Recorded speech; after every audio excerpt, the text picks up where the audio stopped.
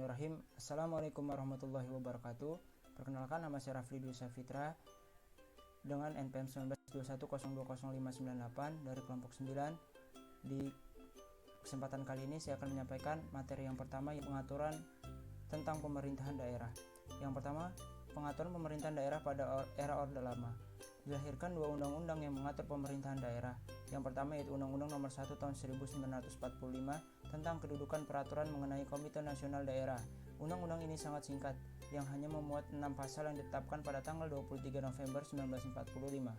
Undang-Undang Nomor 1 Tahun 1945 mengatur pembentukan KND, yakni Komite Nasional Daerah. Sebagaimana kita ketahui bahwa pada awal kemerdekaan setelah proklamasi, bangsa Indonesia belum memiliki perangkat kenegaraan yang memadai, sehingga diaturlah bahwa pada masa awal kemerdekaan KNIP, Komite Nasional Indonesia Pusat menyelenggarakan semua tugas-tugas lembaga negara sampai terbentuknya lembaga negara seperti yang dimaksud dalam Undang-Undang 1945.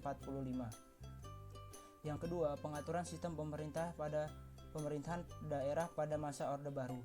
Pemerintahan Orde Baru pada awalnya hadir sebagai koreksi atas kegagalan pemerintahan Orde Lama. Koreksi tersebut sebagaimana disampaikan oleh Jenderal Soeharto dalam LP3IS 1988.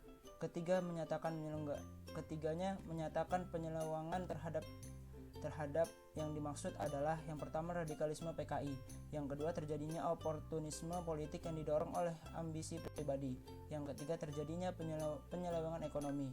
Kehadiran Undang-Undang Nomor 5 Tahun 1974 tentang pemerintahan daerah diyakini akan mampu menciptakan stabilitas daerah. Dengan demikian, eksekutif diberi kewenangan yang sangat besar sebagai penguasa tunggal di daerah.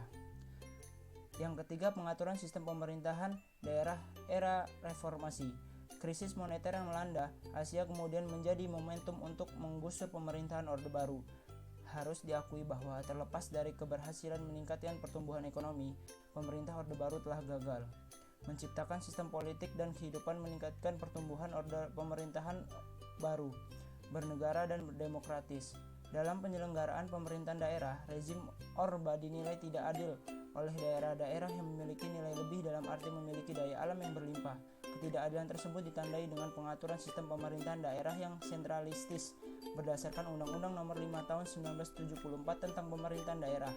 Undang-Undang Nomor 5 Tahun 1974 dibuat dengan asumsi bahwa dengan memberikan otonomi yang seluas-luasnya, daerah akan menjadi tidak respek terhadap pemerintahan pusat yang pada akhirnya akan menyebabkan di sini. Assalamualaikum warahmatullahi wabarakatuh. Nama saya Salsabila Ramadhani, NPM saya 1921020606. Di sini saya akan melanjutkan pembahasan materi tentang asas-asas pemerintahan daerah. Yang pertama adalah asas desentralisasi, yaitu asas yang menyatakan penyerahan sejumlah urusan pemerintahan dari pemerintah pusat atau dari pemerintah daerah tingkat yang lebih tinggi kepada pemerintah daerah tingkat yang lebih rendah, sehingga menjadi urusan daerah tersebut. Yang kedua, dekonsentrasi, yaitu pelimpahan sebagian wewenang dari pemerintah pusat kepada pemerintah daerah sebagai wakil pemerintahan atau perangkat pusat di daerah. Pendelegasian wewenang pada dekonsentrasi hanya bersifat menjalankan atau melaksanakan peraturan-peraturan dan keputusan-keputusan pusat lainnya yang tidak berbentuk peraturan, yang tidak dapat berprakarsa menciptakan peraturan atau membuat keputusan bentuk lainnya untuk kemudian dilaksanakan sendiri. Yang ketiga, asas tugas pembantu, yaitu tugas yang diberikan dari instansi atas kepada instansi bawahan yang ada di daerah sesuai arah kebijakan umum, yang ditetapkan oleh instansi yang memberikan penugasan dan wajib mempertanggungjawabkan tugasnya itu kepada instansi yang memberikan penugasan. Kaitan tugas antara tugas pembantuan dengan desentralisasi dalam melihat hubungan pemerintah pusat dan pemerintah daerah seharusnya bertolak dari yang pertama, tugas pembantuan adalah bagian dari desentralisasi.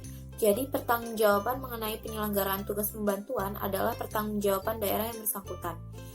Tidak ada perbedaan pokok antara otonomi dan tugas pembantuan karena dalam tugas pembantuan terkandung unsur otonomi. Daerah punya cara sendiri-sendiri melaksanakan tugas pembantuan, serta tugas pembantuan sama halnya dengan otonomi yang mengandung unsur penyerahan bukan penugasan. C. Pengaturan pemerintah daerah khusus atau istimewa dalam Peraturan Perundang-undangan Indonesia.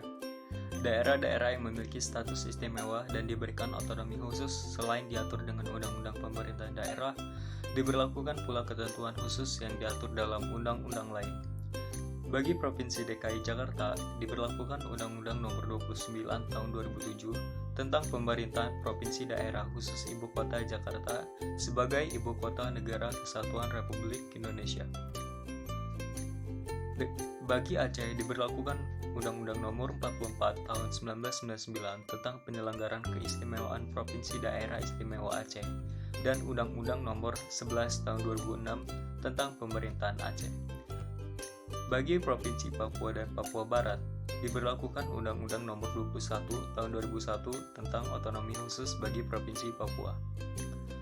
Bagi Daerah Istimewa Yogyakarta, berdasarkan Undang-Undang Nomor 13 Tahun 2012 tentang Keistimewaan Daerah Yogyakarta. Yang D. Pemerintahan Desa. Desa adalah kesatuan masyarakat hukum yang memiliki batas wilayah yang berwenang untuk mengatur dan mengurus urusan pemerintahan. Kepentingan masyarakat setempat berdasarkan prakarsa masyarakat, hak asal-usul dan atau hak tradisional yang diakui dan dihormati dalam sistem pemerintahan Negara Kesatuan Republik Indonesia. Undang-Undang Nomor 6 Tahun 2014 tentang Desa lebih dikenal dengan Undang-Undang Desa. Dalam UU Desa disebutkan bahwa desa atau yang disebut dengan nama lain telah ada sebelum Negara Kesatuan Republik Indonesia terbentuk. Terima kasih. Wassalamualaikum warahmatullahi wabarakatuh.